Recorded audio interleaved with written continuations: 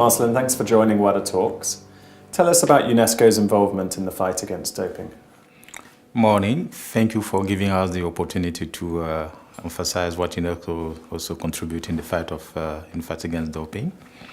As you may remember, we have a convention with now 184 state parties, and the convention means to support government's effort to complement what the sport movement is doing also in the fight against doping.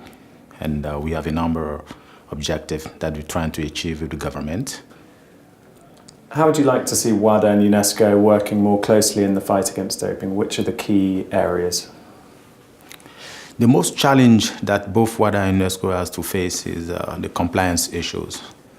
As I said previously, in order to really put an emphasis on what UNESCO is trying to achieve is to make sure that government put policies and also the resources in terms of norms, in terms of framework, and also the means that can help the overall community in sport to achieve the fight against doping and also to protect sport integrity. We therefore focus on the way that the government should make sure that whatever they achieve will help WADA to really sustain its work.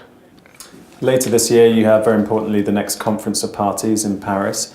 What, in your view, would be the most favourable outcome following the conference? I would see three main areas.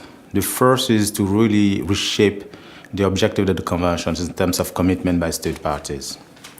Over the past month, you've seen the crises that have occurred in the area of doping. And so far, WADA was on the front, and we think that the government should also back WADA whenever the issue of doping is put at that level of credibility. So the capacity for public policy has to be also a focus for the next COP. How we intend to really strengthen government's effort to make sure that the convention is really put at the right place and also in the commitment of the public authorities as well as the sport movement.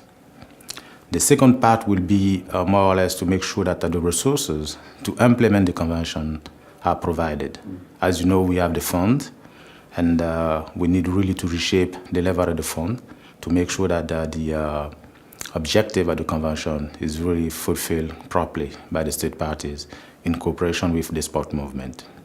Thirdly, we will see WADA and UNESCO to address the sport integrity as one of the vision that will really help the sport community to come up with something solid. Marcellin Dally, thank you very much. You're welcome. Thank you.